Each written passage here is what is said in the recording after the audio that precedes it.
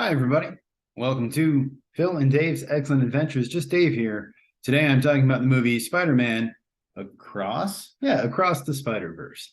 This is going to be a spoiler review, so if you are worried about spoilers and you haven't seen the movie yet, you may want to go ahead and watch the movie first before you watch this review. So, Across the Spider-Verse is the sequel to 2019, I think, Into the Spider-Verse. It's the second part of I believe, trilogy of movies here. There's definitely another part to this, at least. In this movie, we meet Miles Morales a little bit after the events of the first movie. He deals with the supervillain named the Spot, who is causing trouble throughout the Spider-Verse, I guess. As far as what I liked about the movie, I thought most of the cast was really great. I liked Hailee Steinfeld as Gwen. Tyree Henry is always good, and he was great in here as Miles' father, Franklin. I liked Lauren Vélez as his mother. Jake Johnson, always good as Peter Parker. He wasn't in this much, but I enjoyed when he was. I like Jason Schwartzman as the Spot. I've always been a big fan of Jason Schwartzman's ever since probably Rushmore, but really Bored to Death. I love that show. I was disappointed it got canceled. I liked Issa Rae as Jessica Drew, Karan Soni as Vater, the Indian Spider-Man. Let's call him that, the one from Boom Patton. And Oscar Isaac, I think, was definitely the standout for me. As far as voice actors, I thought he was great as Miguel O Hara, and I'm a fan of the Spider-Man 2099 character. I think he looks great. Other than that, I like the score on this. It's done by a guy named Daniel Pemberton. He's done a bunch of stuff, but most recently, or at least scores that I particularly liked, were See How They Run. I think I said I liked that score, and I didn't go back and watch the review. And Yesterday, the Danny Boyle movie. I really liked the movie starts out with Gwen's story, and I really liked Paige's learning her story. I didn't know much about actually what had happened. So her role, I'm familiar with the character, but I didn't know the whole thing about Peter Parker and how, he sort of attacked somebody and she had to stop him and accidentally killed him. And that whole story with her dad, interesting stuff. I really liked it. And I really enjoyed how they had this sort of watercolor painting, this like impressionistic kind of look to her world. I thought was really cool. And the way they did stuff with color, there's a part where like she hugs her dad and like the frame fills with color. They did some stuff later. They did some stuff with lights that looked really cool too. So I enjoyed all of that. And I really enjoyed in the movie all the different art styles that you see in all the different worlds. At some point, they go into like a 1960s world real briefly. There's like a Lego world. And the fact that they were all different art styles. Spider-Punk has a different art style, or the Vulture has this cool like Renaissance Leonardo da Vinci kind of style to it. All of that I really enjoyed. Even there's some stuff with the Spot where I assume it was like Bill Sienkiewicz inspired. Really cool looking stuff. I really like the appeal of that. The Kingpin from the first movie is also Bill Sienkiewicz inspired. I loved all the different costume designs in this. Like I said, I love the Spider-Man 2099 costume. I thought it looked really cool. Although he was like really ripped. He had a super thick neck. Dude's been like working out. And I really liked the look of the Scarlet Spider costume. It's based on like the original Tom Lyle design and very much in that 90s style of like Mark Bagley, Eric Larson, Todd McFarlane. So really enjoyed that. I really like that style. You can see him down there. All of them really. Miles' costume I think looks really cool. They kept giving him shit for the fact that he looked like he's bleeding out of his armpits, which is kind of a funny joke. But yeah, I like his costume. I love Gwen's costume as well, Spider-Woman's costume. All of them are great costumes. I liked seeing the Donald Glover cameo in there because we know he was in Spider-Man Homecoming, I think, and he mentioned like his nephew, implying that he was Aaron, I believe, who was the Prowler in the Ultimate Universe. Hobie Brown, who was Spider-Punk in this, is the Prowler in the 616 universe. Not that that's confusing at all. I did like all the references to the other Spider-Man movies. We got some stuff with Tobey Maguire. We got some stuff with Andrew Garfield. We've got some Insomniac Games stuff. And, at first I was a little surprised, but I'm like, well, yeah, they own all that property. It makes sense. So it's kind of funny to see movies like embracing that kind of stuff. Whereas before they would try to kind of deny its existence and pretend like it didn't happen. But now it's like, no, see, remember that? Remember that? Huh? And I enjoyed that for the most part. We even got like Spectacular Spider-Man in there from the cartoon, which is a really good cartoon. I like seeing Mayday Parker, Peter Parker's daughter in this. She's also in some of the comics. I don't remember exactly which ones, but fun character. And the baby was cute and they did some cute stuff with it. I really like the Lego world and the way the guy would be like, boop, boop, and like have to make the noises to have it come up. That was really cool. And Spider-Punk, I love Spider-Punk. I love punk rock music. Super cool design. As soon as he came in, I was super stoked. He's got a great look to him, with the mohawk and the guitar and everything else. Like, love it. Super cool. First, what I disliked about it, like I said, I liked most of the cast. And I might be the only person here, but I didn't 100% love Shameik Moore as Miles. And I know everyone else, I've heard other people say he's great, and I think for the most part he is very good. But there was at least one scene where he was talking to Rachel Dratch, who was a guidance counselor or something at school, with his parents, that I didn't quite buy him. And I think part of the issue might just be the fact that Miles is supposed to be, I think, 15, and Shameik doesn't sound like a 15-year-old. To me, at least, he sounds like a 30-year-old, which is because he is. I mean, he's 28. He's probably 26 or 27 when they recorded this. So I don't know. But again, I might be the only person who thought that. I also didn't 100% love Daniel Kaluuya as Hobie, as a Spider-Punk. And I think it's just because, again, I saw him and I was like, oh, cool, Spider-Punk. And in my head, I just imagined more of like a Johnny Rotten, more of like a kind of like dirty kind of punk. And his voice just to me at first just sounded more like a banker. It sounded just a little too classy to me. Maybe I'm wrong. I don't know enough about British accents to really say where he's from or where he should be from or any of that, but just initially, and I liked the character, and once he got going, I was cool with it. But just my initial response was, oh, that's not the voice that I expected. I think I expected more like John Boyega and Attack the Block, maybe something like that. I didn't quite get those characters either, like Hobie Brown and Jessica Drew. Like, why not just make them different characters? I mean, I guess it's possible Hobie in this universe lives in the UK or went to the UK or whatever, fine. And in this universe, Jessica Drew is a different person, fine. But I don't know, just why not give them completely new names? A minor thing. I didn't love the introduction with the drums, mostly because I didn't like the way the drums sounded. They sounded kind of hollow to me, or kind of flat. I don't know enough about drums to say exactly what it is. Just, I expected they could have done some really cool stuff with that, especially with the sound design and having the drums going around. And maybe they were supposed to, and maybe the theater I was in was a little outdated. Although I usually hate the sound design, and most of the sound design in the movie was good. I think for the intro I wanted a little more, and I just wanted the solo to be a little more interesting. It was just kind of boring to me.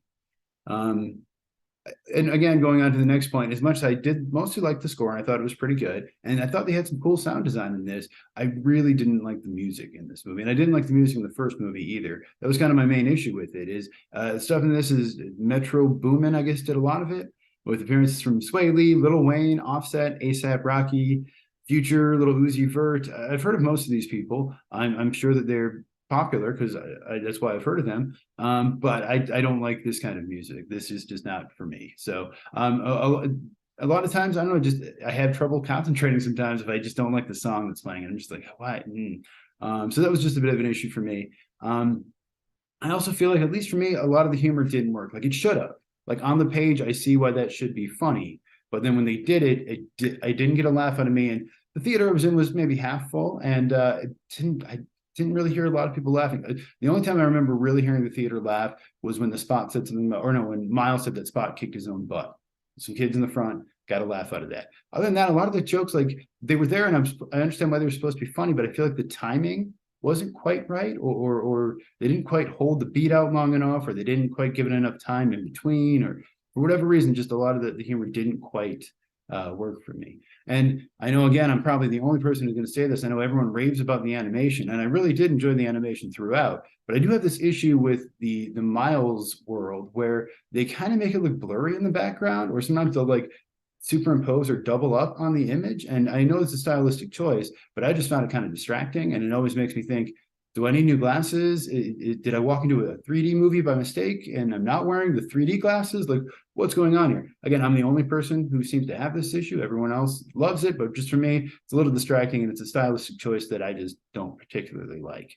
Other than that, the parents, there's scenes with both of them, where Gwen and with Miles, where they're talking to their father, who is a police detective about to be a captain, and they don't recognize their voices because they make their voice a little lower. And I just find it hard to believe that a parent wouldn't recognize their 15 or 16, I don't know how old Gwen is, 16 or 17-year-old child's voice, just because they made it a little lower. I know it's a cartoon. I know it's a superhero thing. I know superheroes do it all the time. Peter Parker's done it before too, but just, I don't know. I was just like, okay. And because they were talking to him a lot. Like, Miles has a pretty prolonged conversation with him about his son. At one point forgets the voice and does his normal voice, and his dad isn't just like, hey, that's weird. That kid sounds just like my son. I don't know. The movie's way too long. It's 140 minutes.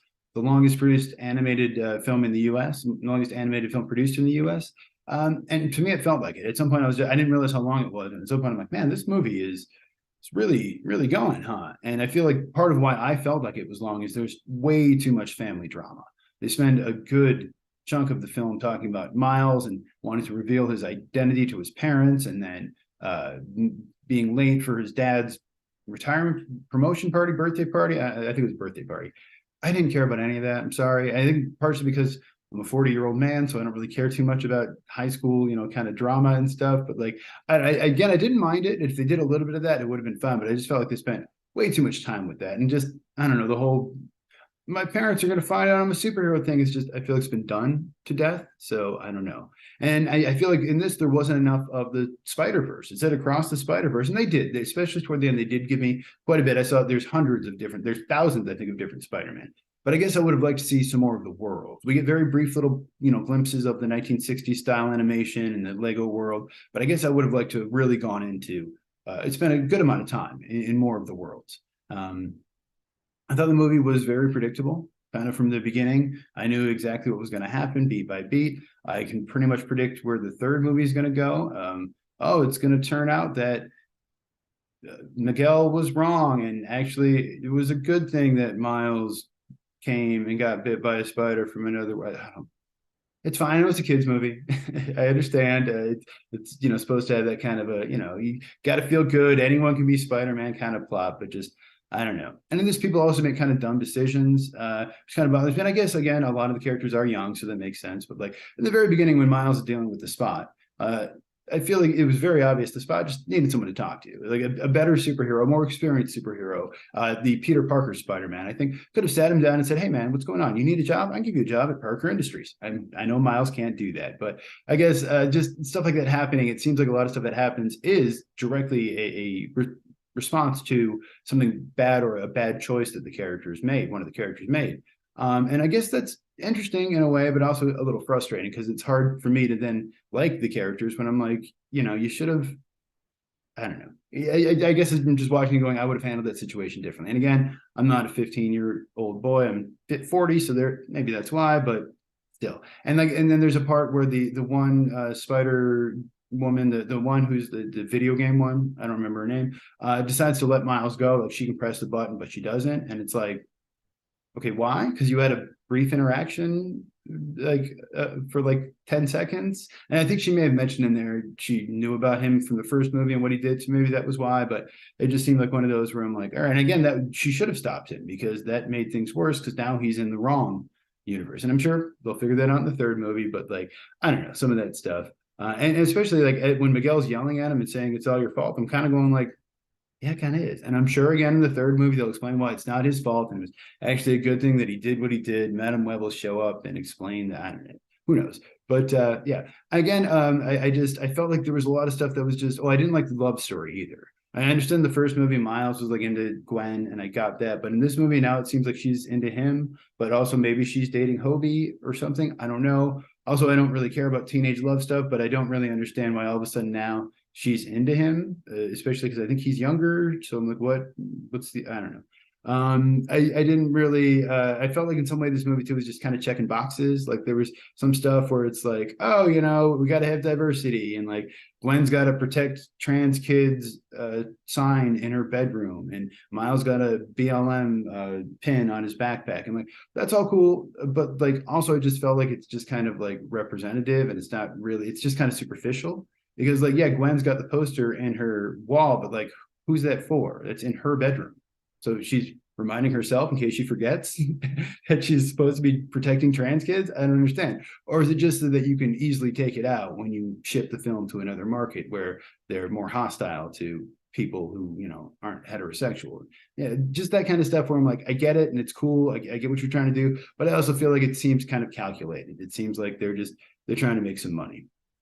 Scarlet Spider was one of my favorite characters in this. I liked Andy Samberg doing it, but there's barely any of him in there. I was really hoping for more, and we didn't get much of that. And there's almost no Spider-Ham or Spider-Man Noir, who were like my favorite characters from the first movie.